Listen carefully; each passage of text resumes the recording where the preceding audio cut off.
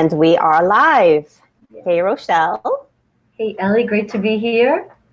Great to have you here. We'll give it a couple of seconds so that others can join us as they see the notifications up on their screen. It's great to have you here. Thanks. It's great to be here. I'm looking forward to moving and grooving a bit with your group tonight. Yes. And for those of us who are online, thank you so much for hanging in there. We had a little bit of technical difficulties, but we are now here 15 minutes later, but nonetheless, we're here. So thank you so much for tuning in. We're here with Rochelle Rice. And for those of you who don't know me, we've got some new members in the group. I'm Ellie Nieves, and I am the founder and president of a company called Leadership Strategies for Women, where I provide seminars and webinars to corporations and associations. And my goal is to help women to show up, speak up, and step up in their careers. And this initiative, Christian Career Women, is a new initiative that we launched just last year, hoping to help Christian women who are in secular workplaces that want to advance in their careers. Many of us as Christian women, we enter the secular workplace and we struggle because we want to do well.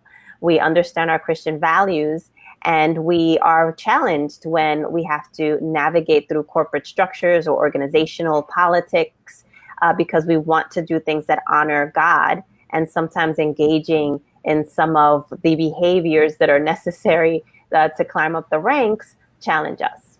But I'm here to tell you that you don't have to be challenged. I have spent a nice career in corporate America, and I've managed to get through. Yes, I've faced many challenges, but I've done everything the way God has required. And don't get me wrong, I've been tempted to go the other way. Sometimes when you meet people who don't play by the rules or who aren't walking in the same walk that you're walking, you're often tempted to retaliate or maybe do something that would not be becoming of a Christian woman. But I've heard to learn to step back and trust God in the process and understand that there are biblical principles that we could follow that will lead us to success. So if you are looking for a place to commune with other Christian women who are also trying to get ahead in the workplace and want to do it in a God-honoring way, welcome to Christian Career Women. Here we are. So I am very excited about our guest today. Rochelle Rice is someone that I've known for many years. I met her through the National Speakers Association. She's been a leader not only in the local chapter, but nationally. And she is a fabulous speaker, presenter, educator. And I'm going to read her bio so that you know a little bit more about her. So Rochelle is a nationally recognized speaker, author, and educator. A former professional jazz dancer, her passion stems from the inordinate amount of stress in our society placed on thinness rather than the body as a resource for effective leadership.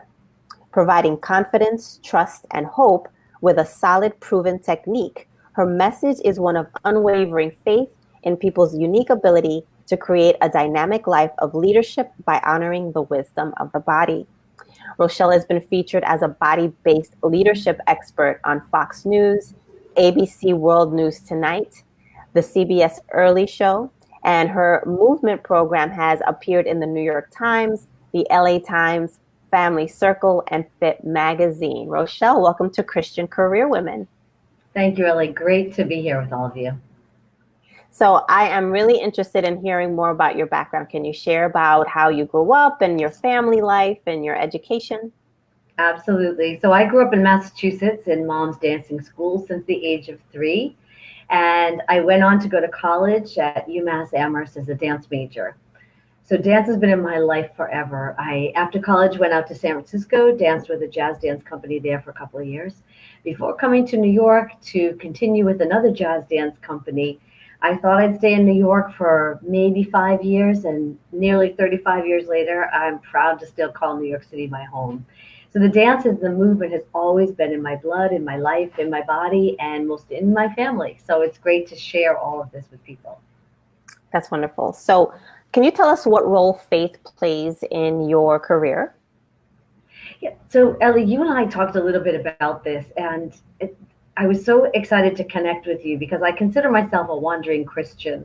And what I mean by that is because of my travel schedule and because my home church is in Maine, I tend to find church wherever that can be for me. So if I'm on the road, I'll seek it out. Or if I'm here in New York, I can go someplace. But it's the solid foundation for me that drives everything. And people say, do you pray? And for me, it's every morning I'm journaling and I end up writing my prayers, dear God. And I do it all in the morning generally through my journaling. But this idea of being able to move around in different types of Christian worlds. The other thing I wanted to say about being in New York City is for a long time I was very quiet about my faith because I find in New York it can be sort of not the right thing to talk about. And for me, I just had to find the right people and to feel confident to be able to speak about my faith and being a Christian woman. So the faith for me is the foundation and the core of my work because everything is so body based that to honor and respect this God-given body is just to me it's the everything. And sometimes we speak so poorly to ourselves that I find it hard to believe God would ever want us to speak to ourselves that way. It's wonderful. So you've been talking about body-based leadership, and you've got three principles that you go by. Can you talk to us about those three principles with your body-based leadership? Great. So the three that I would like to present tonight are breathe, move, and eat. And for those of you that are watching live, feel free to join me with this one. So the first one is about the breathing. And I invite you to take your right hand to your heart and then the left hand on the abdomen just below your navel. When you inhale, you should feel the abdominal wall gently rise because the diaphragm is actually pulling down, pushing the internal organs forward. So when you inhale through the nose, the abdominal wall rises. You can exhale through the nose or the mouth, and the navel should pull towards the spine. That means the diaphragm is pushing the air up and out, making space for the internal organs to come back and in. So I'll try this, see if I can show this sideways here. On the inhale, there's a rise in the abdomen. And on the exhale, inhale and exhale. So by having the hand on the abdomen and continuing, you should be able to feel that natural rise and fall of the breath. Now, And that's so interesting because I think as Americans, we're always told to suck our stomachs in, right? So, it's exactly that. I was like, and we have to pull it all up and in, which is so opposite of what's anatomical. So, mm-hmm. and I can't ever imagine that God said, "Suck it in." So again, how do we speak to ourselves is Mm-hmm. really has to be in alignment with how God sees this amazing body and not this suck it in feeling. So, Right, so right. and the part about the breathing to me for a leader, especially today with high levels of anxiety, is that if you're not steady and stable in your body and there's high levels of anxiety and the breath is sort of short and shallow, your team, your group, whoever you're leading is going to feel that. And so we aren't helping people sort of settle in and being the best they can be on your team. We're actually sort of adding to the anxiety and the chaos by short, shallow breaths. So the breathing to me is incredibly important and understanding the anatomical perspective of that rise and fall. Okay. Great. The second one is about the movement. And we are so busy shoulding. I should go to the gym. I should exercise. Instead, what I like to do is invite people to create what I call a buffet of movement.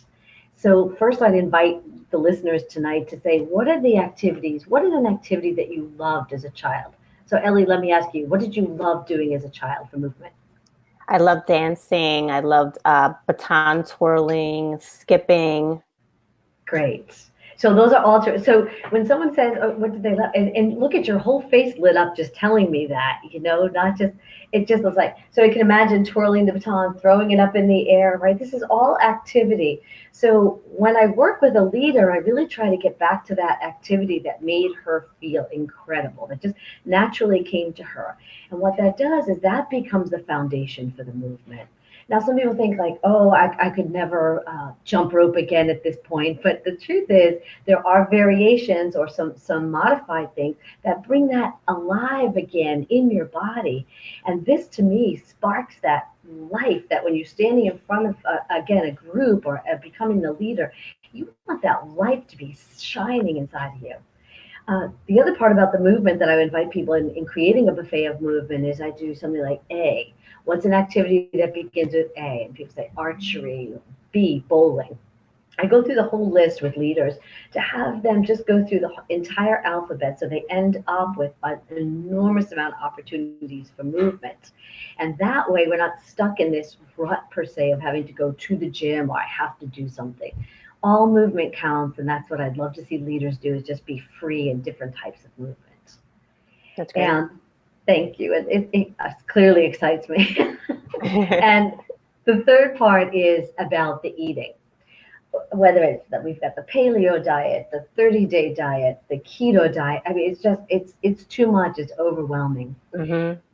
What I ask women is, what is the feeling you have when you've either skipped a meal or haven't eaten for quite a while? And Ellie, maybe you can share what is the feeling that you might have if you haven't eaten for a while. I cannot tolerate anyone. I need to eat something very quickly. My husband knows to run the other way unless he brings me food. Perfect. That is absolutely perfect. Well, some people say they get headachy, shaky, even the sensation of hangry, that angry and hungry that go That's together. me. That's me. Horrible, horrible feeling. So that's the sensation that we're very familiar with. Now, if we go to the other end, what is the sensation, Ellie, that you have after you've had either a large meal, Thanksgiving meal? What does the body feel like? What does your body feel like? Lethargic, maybe sleepy, don't want to do anything, lack of energy. Right. So that feeling of maybe stuffed, lack of energy, sick even. So as a leader, we can't show up in either one of these places and deliver effectively. And what's happening, either with stress and anxiety, there may not be any, we may not be eating, or if there's too much stress and anxiety, we may be overeating. But let's try this one for those especially that are listening right now. What does the body feel like when it's had the appropriate amount of food? Do you have a sensation that sounds familiar for your body, Ellie? So for me, I just feel, I don't want to say elated, but I feel light. I feel light. Light. I feel awake. I don't feel Mhm. that same bogged down feeling. Light, elated. So what that means is the body has, wait, you used one other term, alive Light, maybe? not heavy. Okay. So that means your body has taken in the appropriate amount of food for you in that moment. And what's exciting to me about that is if we continue to eat towards that sensation. So for me, when I've had the appropriate amount of food, the sensation feels home for me. It's like, oh, there I am. Okay. And that means we've truly honored what the body, the amount of food that the body can handle in that moment. So I'm always encouraging women to stay in that range, not to allow themselves to get too hangry or cranky, and not to get stuffed or sick feeling lethargic, but to Mm-hmm. just keep coming in here. Eventually what happens is then you can fine tune the food. Maybe Doritos don't doesn't get me to that feeling anymore.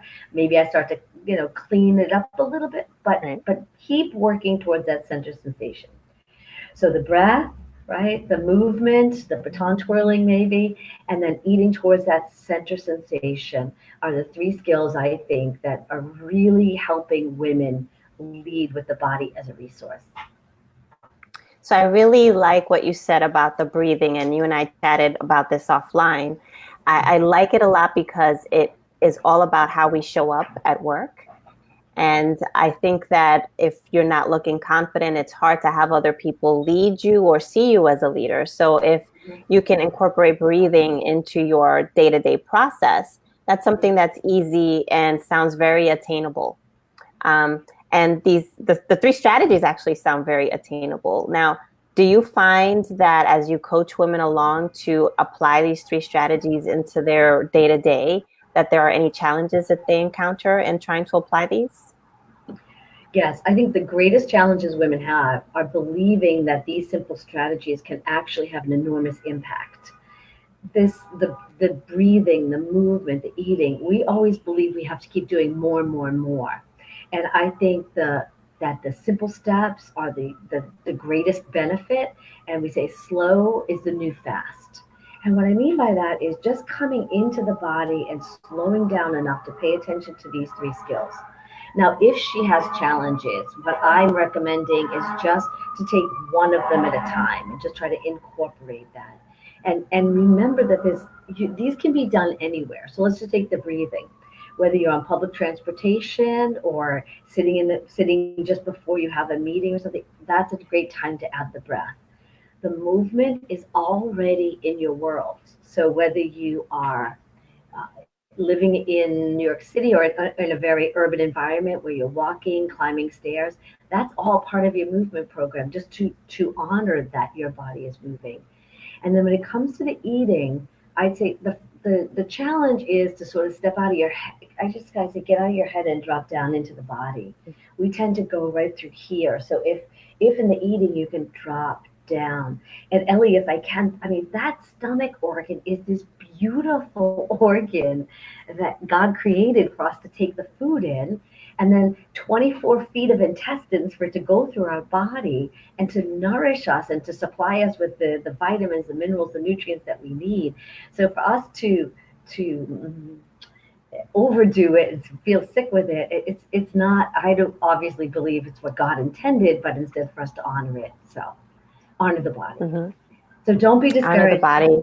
Yeah, come into what God created for us and just really, and if I would say the other thing if women are struggling is to look at some of the Google images of the stomach organ. I happen to love these things, or look at the lungs and look at the diaphragm and try to understand your body from an anatomical perspective as the strength and the foundation to be the leader as God meant you to be. That's great. I love that. I love that. So tell me about how you plan to share these leadership strategies. You were talking about hoping to build a community around women who are very supportive of one another, who can also incorporate these strategies into their leadership styles. Yes. So if you don't mind, let me show you just a couple more what I see with women in the in their Sure. leadership. So we are. This should work okay, I think, Simon. So what happens is we have a lot of people that are sitting at the desk like this, Mm-hmm.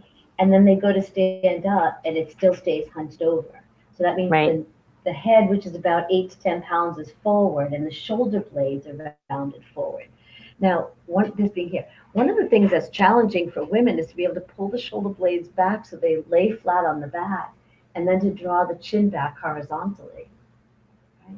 So what I'm trying to work is to literally create a movement of women who are able to align their bodies and stand in their bodies, who are able to honor the breathe, eat, and the move, and to be able to lead from that place. Because I know we still have skills to work on, like presentation skills and networking skills and all these things, but really to create a movement of women who are willing to say, this is the body I'm in, no matter what size it is. I love it, I honor it, and I respect it.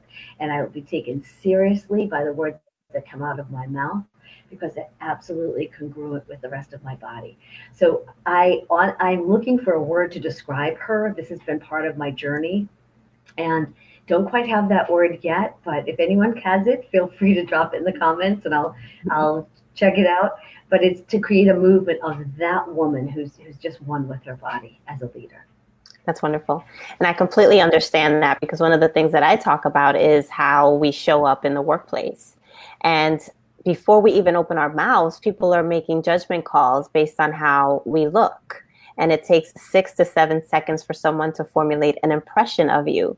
So even before we present, if we don't look confident, if we don't have good posture, if, as you said, don't have our shoulders pulled back and have our heads held up high and walk into a room with a confident smile, owning the room, that can really hurt us with our leadership. So I completely agree with what you're saying. And these body-based leadership strategies really are important because they are, I think, the first level of leadership before you even get to the next piece, which is the presentation or the speaking. Because if you can't develop that instant credibility with how you look and how you show up, by the time you start presenting, you would have lost your audience and your leadership capability at that point. Yes, Ellie, if I could just tie it back in, because it's exactly what you said. Let's tie it back into this one piece where it doesn't matter how fancy your clothes are necessarily, Yeah. and it doesn't matter your size. That none of that to me absolutely matters. It's the carriage and how you're carrying yourself in your body. I've seen some incredibly confident women who are full figured, and I've seen some women who are incredibly quiet and shy, or not so confident in a body that might be just petite. So it's really just like you say, show up, speak up, and step up and into this body that God gave you. Yep. Yep. Yep. Completely. Completely. I love that. So tell me what's next for you, Rochelle. So to create this movement and keep going with this movement, I really feel I appreciate being here with you tonight to be able to join it, to talk within this group. If I can, I know I didn't quite answer the question, but I wanted to share one of the passages that work so well for me, which is, and I'm just over here reading it: "Be strong and courageous. Do not be frightened or dismayed, for the Lord God is with you wherever you go." From Joshua 1. And I love that one so much. So, Ellie, for me, it's to lead with that, to encourage women, and to me, to create what I love to call Anatomy 101, so that we can truly understand this body and get excited about it in a way that um, doesn't punish women, really helps us stand up and be in it. And so to create that, like I said, that movement of women. But you and I were also talking, I think what's incredibly important is that we as women must support one another. We can't cut each other down with either our words, our looks, our back talk. We are who we are. We are diverse and beautiful. And as we said, we're all God's children. So that to me is something that I'd love to work in this movement, is that women just stand up, as you say, speak up and step up for one another in a way that is completely congruent. That's great. I just wanted to say hi to Eva. Eva is online. Eva Torres. Eva, thank you so much for tuning in. Um, So tell me a little bit more about what you expect to accomplish with your movement. I know that you're saying that you want to empower women, but what do you see in the long run?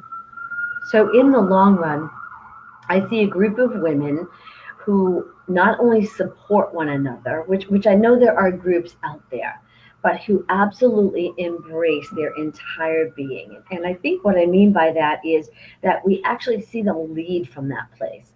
There's strong women out there as leaders. Don't get me wrong. There are very strong women out there as leaders. But to see some of the teams that are either led, I have a white paper that's 52 ways to move a meeting. I would love to see in the future that meetings are led with some type of movement, or there's a movement break. Now, Ellie, that could include some breathing, but the leader has to be strong and confident enough to be able to lead this type of a meeting. Okay, because people come in and all they're doing is they're just right here on their phone constantly, Right. even though it's right here, right? So we've lost them. I just recently went to a thing which said you must be able to do something over the next few years that a machine cannot. And Mm, there's no machine that can take the place of us coming into the body and recognizing and honoring it. So in the future, to be able to measure this, it would be, is there movement in the meeting? Does the leader feel connected safely to her body? Is she confident despite, no matter what her size or shape or anything like that? Does she feel supported by other women? And is she able to breathe, eat, and move in a way that is congruent? So it's measuring those 5 things in a couple of years down the road to see, is this showing up in our culture, and is this in alignment with the body that God has given us? that's great. So at this time, I'm going to ask any of our viewers, if you're interested in asking Rochelle a question, please write it in the comments section on your screen. And I'm sure Rochelle will be happy to answer the question. So in the meantime, Rochelle would love to learn a little bit more about your life in New York City. Tell us what else, like what kind of hobbies do you have? So I don't know if I'd call it a hobby, but I didn't have children by choice. But I have 11 nieces and nephews that range in age from 8 to 28, and I love and adore them and love the energy around them. Whether we're we're outside playing or in the snow, all the way to a jazz club here in New York with one of my nephews. So that to me gives me so much joy to watch them move through life as young kids and then in young adults now in the world. That's probably my everything. In terms of hobbies, I'm still in dance class. Well, I don't know if I call it a hobby, but involved in a project called the Caregivers Project, which is dance and photographs of care pairs. So we did a performance last fall around caregiving and the different stories each of us shared around dance. Great. So no questions have come in, but I do want to ask you about how you work with women. So I'm assuming that you do both corporate presentations and you probably do one-on-one coaching as well. Can you tell us what those two different types of engagements look like for you? Yes, thanks very much. So the keynote that I do has to do with these 3 points and why it's important as we go forward that women have to embrace these skill sets. We are being seen on so many levels.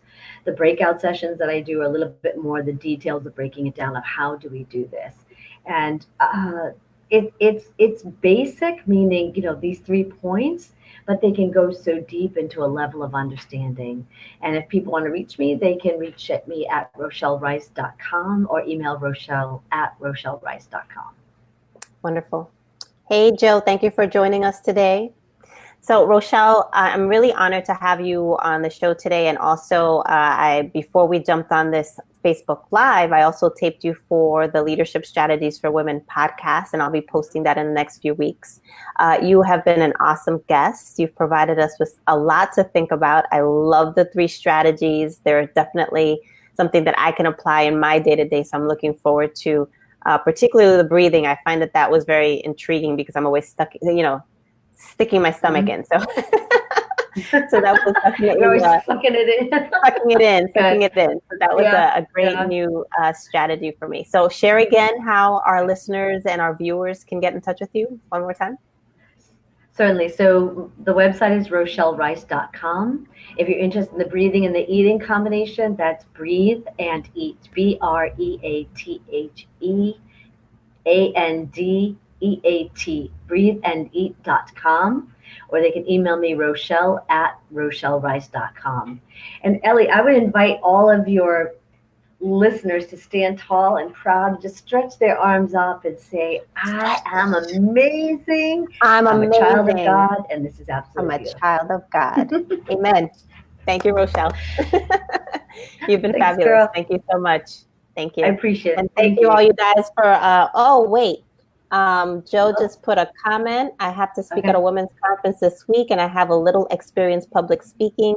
These tips are wonderful. What advice would you give to project confidence when you have not done this before? Great. So when you have not done it before, you have to really feel your feet into the earth. But most importantly, you have to know that God's standing at you, holding you up there. And find the breath first and foremost. I think that's the most incredible thing. Just practice your breathing, not before you speak, but try practicing now before you even get there. And that, I don't, if you saw the hand on the heart and the other hand on the abdomen, breathe into the lower hand, into the abdomen. Try practicing that now, so your body will be prepared when it's time to go on stage, that your breath will be ready for you. Because the body will learn, and it will have a muscle memory. And when you slow down and you breathe, your audience will breathe also. And I wish you good luck on this. Ellie, do you still get nervous before you go on stage, before you give a presentation? I've gotten better over the past few years, but I love what you said about the practicing the breathing in advance, because very early on when I started speaking, I would notice that again, talking about sucking the stomach in, I would suck my stomach in out of nervousness, and then it would actually affect my voice. So my voice would come across as very high pitched. And I wasn't taking enough breaths when I was speaking, so I would also sound like I was out of breath. So I learned, as you mentioned, to take a deep breath, couple of deep cleansing breaths before I go on, and make sure that when I finally do open my mouth, I'm at a pace where I can continue to speak loudly, confidently, and not sound too high pitched without my stomach being all sucked in and all my nerves kind of just, tightening me up. So I Right. think that's, the breathing is just great advice Yeah. across the board. Yes, and can I offer one more tip? I think I can show this in the full screen, but I would highly recommend just standing in a wide parallel, which you can't see, and open the arms. So a nice wide big V. Take up space Mm. before you have to speak, because you deserve to take up space. You don't have to be small in the world. So open the arms, stretch arms, and my legs are in a wide parallel. Just lift the heart up and try a couple breaths there as well. Say your prayers, and you're on your way. That's great advice. The power pose, right? We know it now in the kind of in the leadership space as doing a power Mm-hmm. pose before you have to do something important, and that's a great expansive power pose, so that when you finally do go before an audience, you feel bigger, you feel more confident.